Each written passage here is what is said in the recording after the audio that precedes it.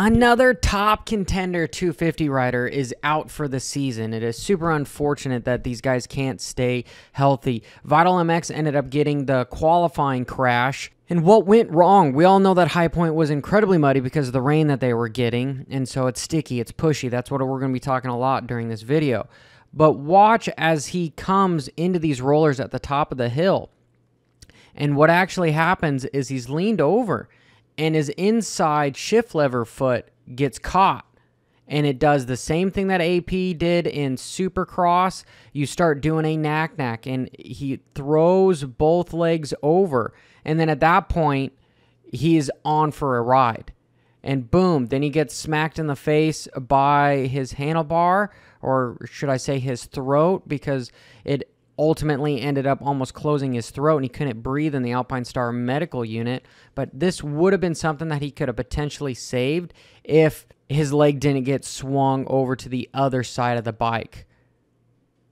Super bummed for him. Glad that everything is okay and he's on his way back to Florida to start recovery. Just weird incident for that handlebar to hit him that hard. And really it was caused just by the dragging of that inside leg. For the first time this summer, we have seen a chink in Jett Lawrence's armor. And what have I been saying, guys, as far as once you put your foot down, most of the time you go down.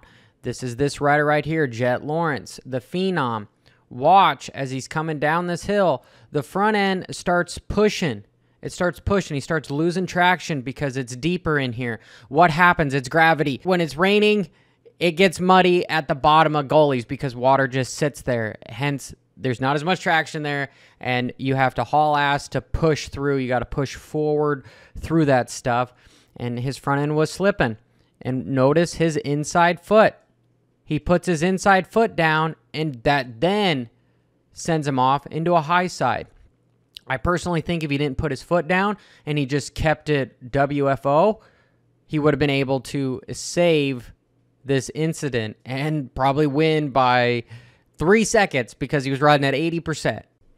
Because of this incident, my prediction was false. I was so close. If you watched my live shows, I said Kenny was going to lead some laps, get out front, and he was going to go 2-2. Well, because of this, he ended up becoming a meme with Kickstart Kenny and spending 60 seconds trying to get that bike to start. I digress. What actually happened here?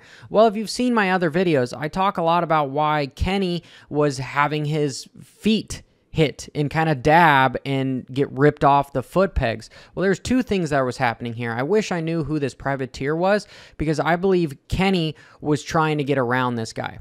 These guys gravitate to the inside and the outside because the middle gets just choppied and messed up. Therefore, the faster guys, when it's this muddy, they try to find the smooth track, and that's kind of like the whoop sections. You don't really see many guys at the end of the night go down straight down the middle. They're gravitating towards the inside and the outside.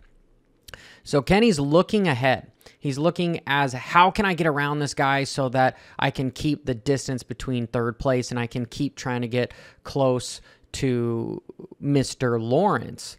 So that's the first thing is he's turning his wheel to try to get out and get around this privateer. Notice his head. The second thing is his inside foot ends up touching and that puts him down. So he's turning to try to get out. Somehow he either dabs his foot or this rut on the inside, grabs his foot pegs because he doesn't have his leg up, and you can see, boom, that's what drug him down. He was planning ahead. He was looking to get around, get out of the rut, and his leg, yet again, dabbed and drug his ass down. Speaking of nobody likes to be drugged down, today's video sponsor, CoachRobStore.com. Make sure you head over there because there's a lot of nutritional bundles. My favorite is the Impact Injury Bundle, ironically, because I end up on the ground a lot, and it helps me try to get back to what I was doing faster because I'm only getting older.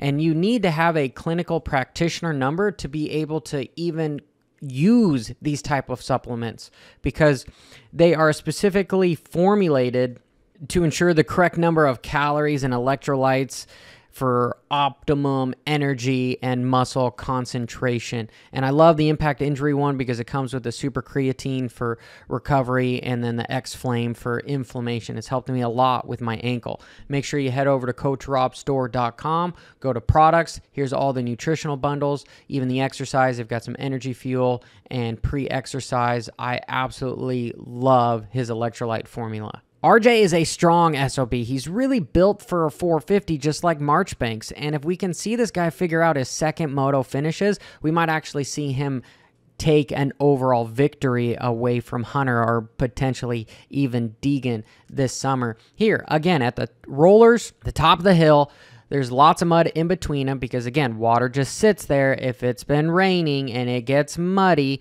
And right here, I believe RJ wasn't keeping that front end light. Every other lap, he was going through their front end high, and somehow his front end dropped through there. So he hits the very bottom of it, and it starts this big old, oh man, bucking bronco.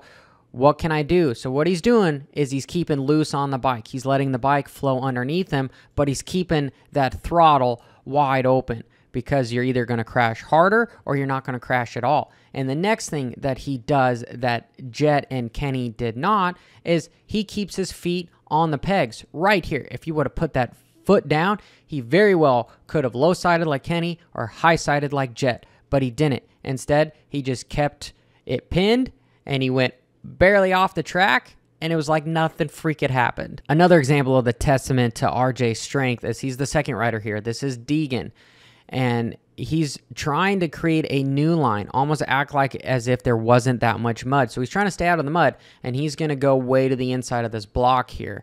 And watch what happens. This little rut here, which isn't little, but it's hard to see in the drone. If we were way up there, we probably wouldn't have tried to jump over it, but you know, RJ is a professional, so he goes straight over it. And what happens to that ass end?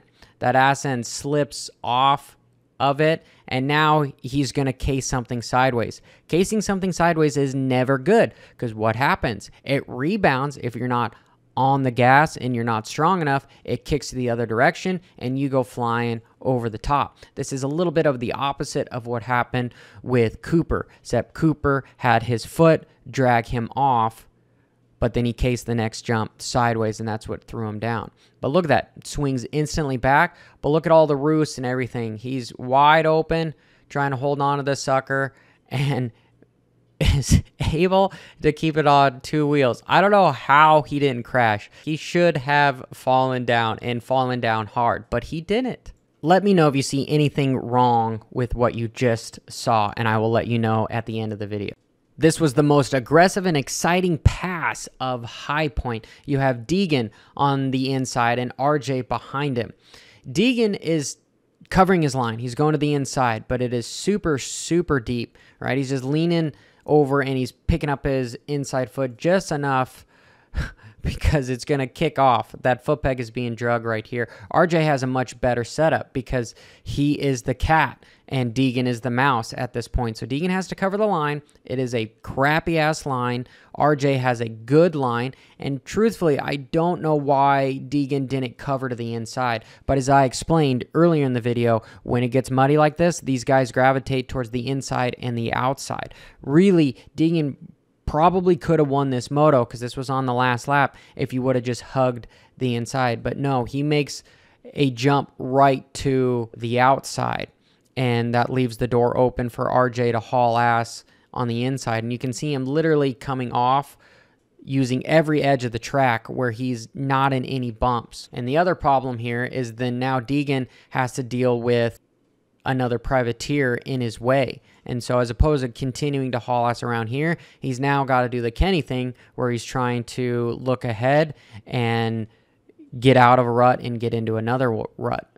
Because you can see that line is going here, and these guys did a lot of this jaggedy stuff because the ruts got so deep, you know, it became more square as opposed to rounded. And RJ on the inside is just WFO, dabs that foot down, somehow doesn't drag him Now both feet come off the pegs and he's just wheeling. Somehow didn't wheelie over backwards. Deegan is on the outside, doesn't have the line, but he's holding it pinned, hoping that RJ is going to let off and let him have the pass. But no, RJ is a veteran of the sport, and he's really not somebody that you're going to push around. Like I've said in my videos before, Deegan, really the only people that he can't push around in the 250 class is Hunter and RJ. They're not going to have it, and pretty much that's exactly what happened. And good thing that Deegan didn't end up falling down as well.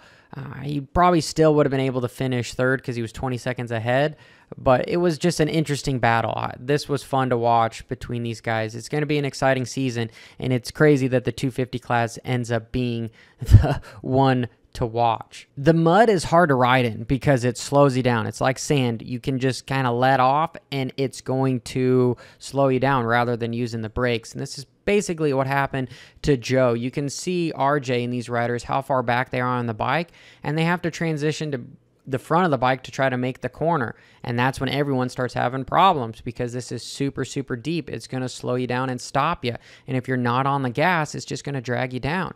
And so before Joe can get the bike right side up to start accelerating, it just stops him and it just puts him down. So we'll watch that in real time. And really what it did is his bike just got stuck. It just got stuck. If he would have been on the gas, he probably would have been able to keep it on two wheels. Let's transition to RJ again. Remember this just a minute or two ago? What ended up happening? His body positioning is fairly perfect. Besides, again, I've said about the little heels here, but he's trying to keep the front end light so he can push through the dirt so it doesn't stick on him. And maybe there is mud on the bottom of his foot, on his foot peg, but what I was wanting you guys to see was his right foot, his rear brake foot, ends up falling off, but because he's squeezing with his knees, it almost makes it seem like there wasn't even a mistake. He can just easily just pick that back up. So let me know if you caught that. If you didn't, that's okay. We'll try again next time. But hey, I just want to say I appreciate every single one of you for making it this far to the video. Make sure you like and subscribe. And until next time, keep it WFO. Ba-ra-da-da-da-da.